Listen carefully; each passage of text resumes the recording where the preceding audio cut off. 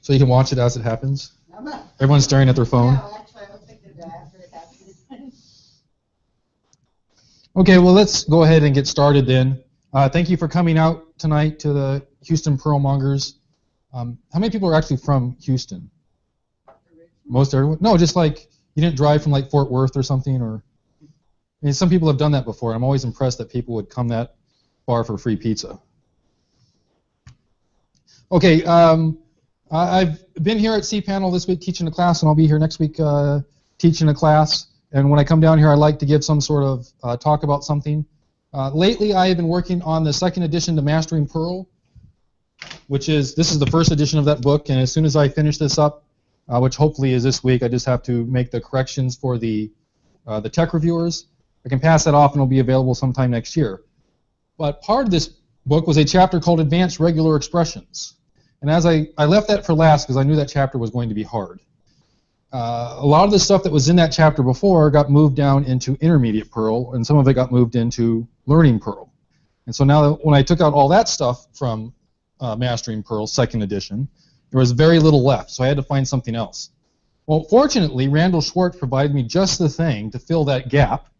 Before I get that far, if you want to look at the Mastering Perl that I'm working on right now, the second edition, you can do that. You can read it for free through O'Reilly's Atlas system.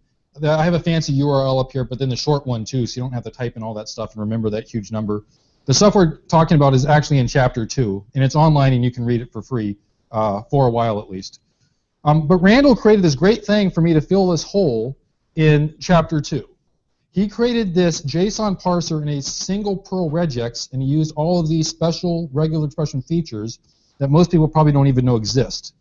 Now, the trick with his is that he's working on this particular client problem where the JSON is minimized and all shows up on one line, so his regex doesn't handle stuff going all over the place.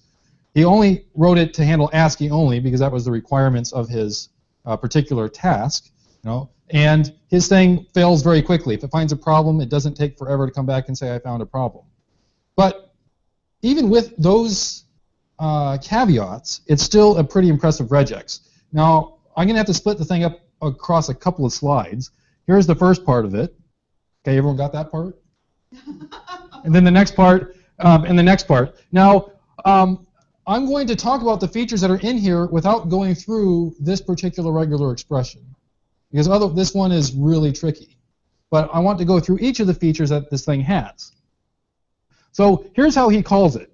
He has this thing called from JSON. He takes in something and puts it in $_. He localizes this variable $R, which we'll see in a moment. And then he matches against that. Now the curious thing is that after he's done with that, when he comes back, the target string that he had matched against is now the data structure. So in that regex, he actually replaced the target string. He did a substitution with the data structure, whatever represents the JSON, the array of hashes or hashes of hashes or whatever it is. So let's look at some of this. Now, it doesn't show up so well on with this projector, but some of these parts are actually in red. So what I want you to look at are some of these open paren question mark sequences, and they have a single curly brace after it. This is a feature in Perl regular expressions that allows you to run some code right there in the regular expression. Now, you can do anything you want, but it's even fancier if you do some of the stuff that affect what the regular expression is doing. And you'll notice that I've highlighted quite a bit of these. He has these all over. Anytime he's doing anything, he is somehow running some code to process something. Now, the next bit is that he's defining a grammar here. So these parts marked in red, they are defining various ways to tokenize something, to break this part up into what it is. So he has a way to, up there it says define, that starts this little grammar. And then he has a thing that's for object, for a key value pair, for an array, and so on, all the way down for all the things that you can have in JSON. Now when he wants to call one of these things, he uses one of these guys, the open paren, then the question mark, and the ampersand with the name of that particular piece after it, which means we have some recursion going on here. Because inside these things, you might have an object which is calling this KV thing, which might call some other stuff, and pretty soon it's wrapping around on itself. That's pretty cool. This means we can match balance things And then next, we've got this special variable $$R. And I'll see how that works as we go on. But he's building up the data structure and keeping track of his parse state by continually putting stuff into there and looking at stuff that's already in there. And that's why he keeps running all of these, the open paren question mark single curly brace things all over the place. So he's written a little program in Perl regular expressions. And there are people you know in Perl who would love to write their entire program as one regular expression, and now you sort of can. So here's all the things he's doing. He's using the grammars, that's the define bits. He's recursing into things, so he's calling some of these tokens that sometimes call into other tokens that might have already called them. He keeps doing that. We're running code during the regex. He's building up a data structure as he runs that code because he's putting stuff into $$R, looking at what it was before he got there, modifying it, and putting new stuff into it so that the next time he looks at it, it's a little bit different. And then at the end, this is really cool. In these single curly brace structures, $_ is the target string. So at the end, when he finishes off this regex, he takes whatever he has in this particular anonymous array reference he has in $R and assigns it to $_, meaning after you do the match, the thing that you have in your string that you bound to is now the data structure. That's wicked cool. I don't know if anyone would want to expect that or maintain that, but that's really interesting. So here's what I want to do. I want to start off with this basic thing. I'm going to have some string, and it has a quote in it. So it says, Amelia said, I am a camel. For those of you who don't know, Amelia is the name of the programming Perl camel. So she says, I am a camel. Now, we can easily write a regular expression to pull out that particular quote. We only have one in there, and we know we start with a double quote, and then we go to the other double quote. But we're going to get much more fancy with this. So maybe I'll write something like this. I will write, I want to match something that is either a single quote or a double quote, and then I'm going to have this named capture here instead. I'll just match all the stuff non-greedily up to the next thing that is a single quote or a double quote. Okay? And that's fine. That works. I'm not going to show you all the output for these things as we go along. Just trust me that it works. You know, like every other programmer tells you, trust me, it works. Some of these probably do work. And then, since I have this in a name capture, that's going to show up in the %+ variable. That's the thing that remembers those names for us, and I can just look in the key for sed to find out what I matched in this parentheses group. That's fine. That works. But let's get a little bit more fancy. Instead of doing repeating the same thing, I could just put a back reference here. So I'll remember something in here. This is my $1. And then when I want to match something else, I say I'll just match the $1 again. Okay? So if I match a double quote here, I have to match a double quote here. If I match a single quote here, I have to match the same thing. But that's not so interesting. That's not too fancy. So we're going to go a step back, and I'm going to put this. I'm going to put $1. Now this is going back to basically what I had before. This is a reference back into the pattern. When you see the open paren, the question mark, and then a digit there, that means go back to that first capture group, which is this guy, and run that capture group again as an independent subpattern within this pattern. And independent means it gets its own set of memory variables and captures and all that sort of stuff, and it will match whatever it matches, and then advance the match counter how it needs to. And we're going to see how that can help us out later on. That's really nifty. Right there, nothing too fancy, though. I'm just showing you how that works just in that very simple case. Oops, did I? Oh, and notice this is going to match this thing. Amelia said, single quote, I am a camel, and then I end with a double quote.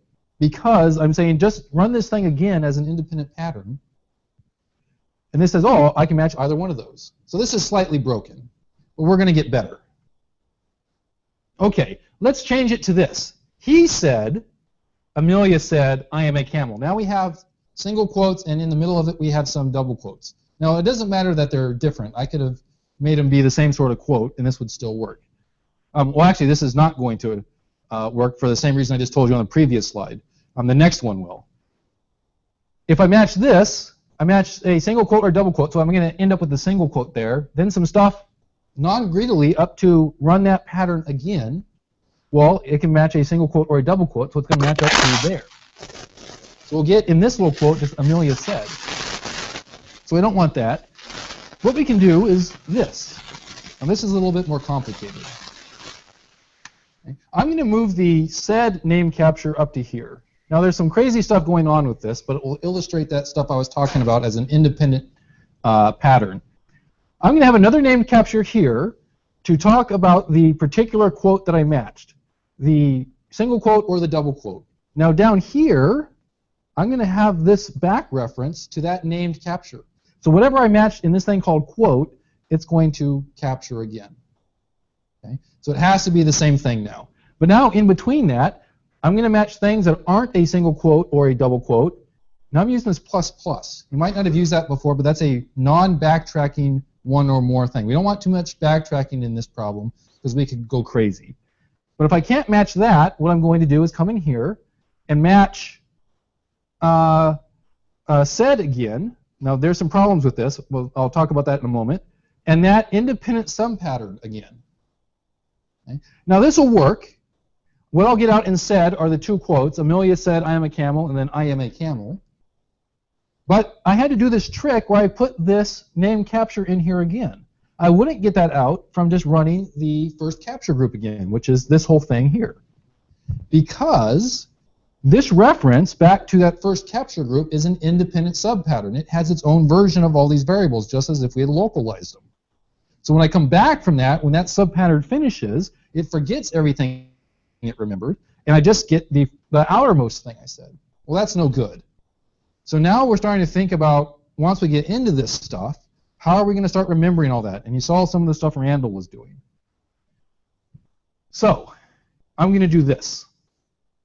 I'm going to change this around a little bit. Instead of having that name capture again, I'm going to put this back reference here. Well, it's not back reference, it's independent subpattern.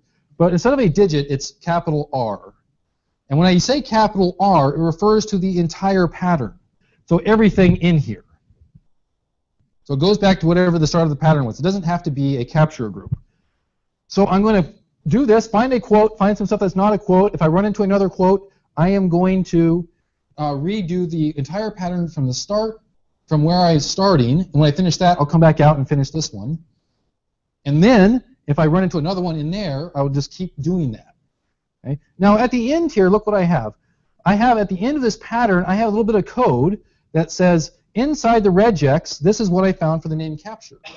So every level I get to, at the end of that level, I will print this out before I finish this part of the pattern. So from inside the regex, I can actually print out the part that I'm working on. This is the part that I just matched. I couldn't remember that before because this was always independent. Okay? That's pretty nifty, but it's going to get better. Okay? Let's use some of these grammar stuff we have going on. And once we start doing this, the regexes get fun again, because you can now do all sorts of fancy things. I'm going to have this define group up here. I start this off, I say question mark, and then in parens I say define. And then I have things that look like name captures, but these are really just going to create these things that are subpatterns that I can use later on. Okay? So I'm not really changing too much. I'm just creating this little grammar here. And where I had the quotes before, I just call back to quote. So it's going to go back and do whatever that pattern was. And then I have my not quote stuff. Okay? Otherwise, it's the same stuff that we just saw. But now I'm just making a part of it a little more abstract. But I think I can get even better there. Oh, wait. I'm not going to get better just yet. I still have this part at the end that looks in %+. So that's going to look for my name captures. But I don't want to do that anymore. I want to get rid of this thing because I don't want to have to keep looking in these variables that are going away. So this is how I'm going to do that now. I'm going to define at the top of this other array at matches. Same scope as the regular expression, but it's not defined inside the regular expression. And at the end of each of these subpatterns that I run, I'm going to push onto that the value of $$n. This is a special regex variable that is the result of the last capture group. The previous capture group, I should say. So look what the previous capture group is. It's this thing. There's the open paren, there's the closed paren. So when I get done with that, the thing I just matched, the quote, is the thing in $$n. I push that onto @matches. Then when I'm done with this entire regex, I can look in @matches, and I can see all the quotes that I matched. Because these things are all still disappearing when I run these independent subpatterns. Okay. This trick actually doesn't show up in Randall's code, but it's still pretty nifty. But we're going to modify this a little bit to do some of the same stuff he was doing. Okay, so let's get a little bit more fancy with this. So I have my stuff. I'd change it now to quote mark and not quote mark up there. So I can call this whole thing quote, the thing that I'm matching. So now in here, I'll just refer to this by its name instead of the $$R, or excuse me, the open paren $R that I had before. Okay. Now, this is still all in a define. So there's a quote mark, a not quote mark, and a quote.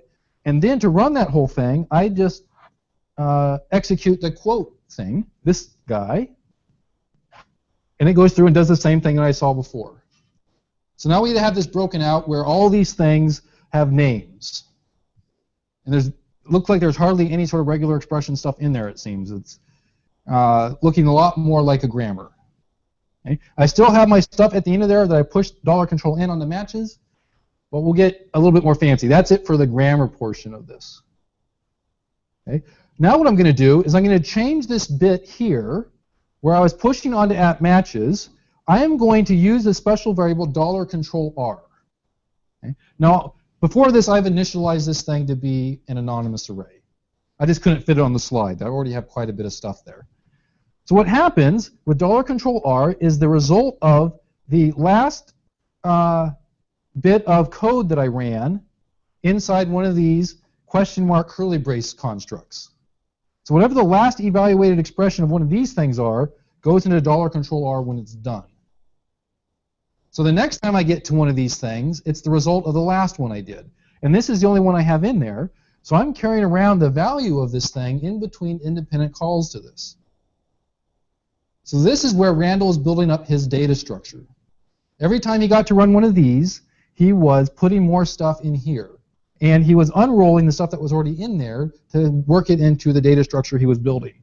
So what I'm going to do is I'm going to make an anonymous array. There's my square braces. And I'm going to expand this as just a regular array to get its elements out as a list. So now I have this flat list, and I just have this $N on the end. That's sort of like doing a push, just putting an element on the end. Not the most efficient way to do this, but it's working out. Now, this whole thing is in this anonymous array. This is the last evaluated expression. So this thing becomes the result of this execution of this curly brace construct. And this is a value that we'll get the next time we come around and see this again. It'll just have the latest match on it. And we'll just keep doing that. Every time we see another match, it gets pushed on this thing so that we make this new anonymous array, and we come back and we keep doing that. Now at the end of this, after I've run this quote thing, and it's done all of this, and it's gone through all of this, and put all these $Ns onto here, I'll just take my $R, dereference that as an array, and assign it to @matches. So now that variable I had outside of the scope of the regular expression now has all the matches, and I don't have to do anything fancy with that. It took me a while to figure out how this actually worked, though, because you can't just dereference this like you would expect other Perl scalars, saying $$R. If you actually try that with dparse, you see that it parses it as $$ exclusive or bare word R. I think that's probably a bug, but probably not one worth fixing. And so it took me most of the night to check to actually find out what is it actually trying to do there. And so you have to have the curly braces there. Okay. Do we have... That can't be the end. I think that is the end. Huh. Okay. So let's go back and look.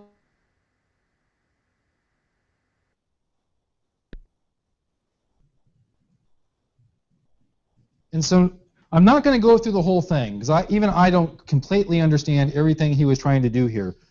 But he starts off, he says this value, and then he has the same sort of thing that I had, except he's going to assign to $_. That's going to be the part that puts the data structure into the target string. And he's pulling it out of $$R, which is always the result of the last thing he just ran. So he's building up the data structure in index 1 here. Now here's his define. Now that just goes on and makes a thing for object, for KV, and so on. But let's look at one of the things that is simple. Oh, here's value. Value is a nice one. The other ones get kind of complicated because they have to do quite a bit. So a value will have optional white space at the beginning or the end, and then it can be either a string, a number, an object, or an array, or it can be true, false, or null. And JSON has various ways of representing those, so those are special values. So when it finds a value, it just goes and says, okay, I got to figure out if you're a string, and it goes and does the string thing, or if you're not one of those, I'll do a number, or so on. So let's go look at, let's see, where is number? So here's number. I can start off with an optional minus sign, then I can have 0, or I can have 1 to 9 and some digits. Then there can be some decimal places or exponential notation. Now when I'm done with this, I'm going to take the previous result of $$R and make that the first element, and then I'm going to say, take the thing that I just got, which is going to be in $N, and eval it. Now he's doing that to turn this string into a number. So now it's a number. And that's what we get back. Okay? So here's string. He's going to do the same sort of thing. Now, we're fortunate here in that JSON makes you use double quotes. So it just says, we're not going to have this confusion with all the quotes. We'll just use double quotes. So a string is going to start with a double quote, and then there's going to be some stuff. Stuff that is not an escape or a double quote, and then let's see what we can have. We can have some escape stuff, or we can have some escape stuff with a U for the wide characters in it. And then he's going to do the same sort of thing. I'm going to take the current value of $$R, put it in this anonymous array, take what I found, and eval that. Now I get the Perl string. So that's commented out because he only supports ASCII, yes. And so I know he was thinking about that, but then he probably said, if I have that, I'd have to do some extra work in here to turn that into the right Unicode character. So I know he's thinking about that. He said as much on Perl Monks, it's just his client doesn't need it right away. And so that's what, oops, let me go the other way. Nope. And then that's the same sort of thing that's happening in these things, in the object and in the array and in the KV stuff. Now it seems very simple when you sort of work it out or have someone stand in front of you and explain it, but this took me maybe 3 days to sort of wrap my head around, to finally find out, what were you thinking, Randall? And you got to remember that I used to work with Randall for a long, long time, so I'm sort of used to how he thinks. So does from JSON end up as a hash graph? So from JSON is going to end up as whatever the top level data type is for JSON. I think you can have arrays as the top. So it should either be, you can't have just a string as a JSON, valid JSON, can you? Like just have true, and then just you're done. I don't know. I don't know that much about JSON to know what's actually valid. It's most likely going to end up as a hash ref because that's probably how most people pass that stuff around. That's pretty impressive. There's a whole lot going on there, and I had a lot of fun figuring this thing out. And he doesn't explain it in Perl Monks. He just says, here it is. Doesn't everyone do this all the time? Any other questions on this? It does look like Lisp. But if you look at Mark Jason's book, Higher Order Perl, he says Perl is Lisp. It fulfills 6 of the 7 things that Peter Norvig says you have to fulfill to be Lisp. I don't think there are enough parentheses. I can see some white space that doesn't have. We can put some more parentheses in it. We just make more captures. So how does this benchmark against JSON XS? I don't have data for that. I should try this for that, but I know the reason he wrote this is because the other alternatives weren't fast enough for his client. Now this doesn't handle everything, right? Exactly, but he obviously didn't need that. I don't know the particular problem he was trying to solve, and I haven't benchmarked it myself. And I don't know how I think what they were trying to do is somehow fail faster. Like he kept talking about that. I need this to fail as soon as possible, not go through the entire thing and create this big deal. But again, that's internal client stuff that he wasn't able to divulge. So I remember that when Lehman talked about the parser, he says you only have to look back like 2 or 3 characters ever when you're walking through the output, which is why it's why it can be parsed so efficiently. Oh, okay. Yeah, I mean, I haven't ever had to write a JSON parser myself, so but I imagine so because it's a very simple format. There's only so many things that we can going on, which is like choosing the double quote. That's the only thing that you can use, and then there has to be a colon and then a thing, and then you're just and especially if you collapse all the white space, you just ignore the non-significant white space. I don't know. Any other questions about this stuff? Okay, so that's all I really wanted to say about that stuff, but I am happy to talk about anything else you might want to ask me since I'm already here.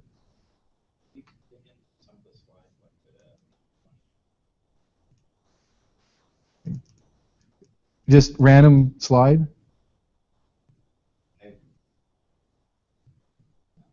Do you show us what this looks like, or do you by chance have this where you just run it? Because I'm kind of curious to see what the push looks like. What the push looks like. Oh yeah, so all of these code samples come right out of chapter 2 of Mastering Perl. I just copy and pasted them directly out of the book. I didn't, and aside from taking off the part that says user bin Perl, use 510 and all that, it's the same stuff from either of these URLs. And the book also shows you the output. So if we do it like, let's go back to 20. So we get at matches here. So the thing that's going to be in at matches, let's say we have this string. We have out, and then we have top with a double quote, and then there's a mid-level thing, which are mid on the other side, and then there's a thing in the bottom. Inside the matches, I should get top will be one of them, top of that whole thing to the end of the double quotes. And then another one will be mid all the way through the end of that mid. There's everything contained in that group. So the outer quotes hold all the inner quotes. And then the bottom one, there'll be one that says bottom, it'll just be bottom. If I could reach my laptop, I would pull that up. What's that? So you're parsing embedded code. Yes. And I just chose this because it was simple to think about and to see. I could also do things like parentheses and curly braces, and things like that. So since this is nested, we should get bottom first, right? We go all the way to the inside of the Yes, because that should be the first thing we pass on to. Oh, yeah, on this one, I'm just saying it as soon as I find it. Yeah. Yeah. But it would have to get to the end before it would know where to match the.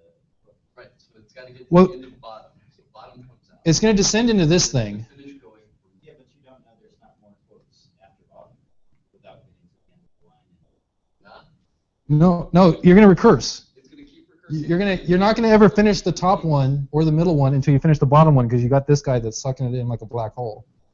And this one will finish. The very bottom one will finish first because it will do this. It can't do this anymore, and so it'll get here, and it will come back out and finish this bit and finish the next bit for the next level, and then come out and do this, and then come back and finish this one for the last level, and then match that last quote, and then push on again. Does that make sense? You know how this is. It's basically a depth first sort of thing. You're going to do all the stuff for the very deepest one first before you see the output for the ones above it. But if you don't like that, if you want to see them in different order, you can just use unshift. Or reverse. Oh yeah, or reverse later. Or if you want to see them in random order, you just put them into a hash and then. Okay, well thank you. I'm glad to stick around and we can talk about all sorts of different things. I have pizza still. I think there's plenty out there. Plenty of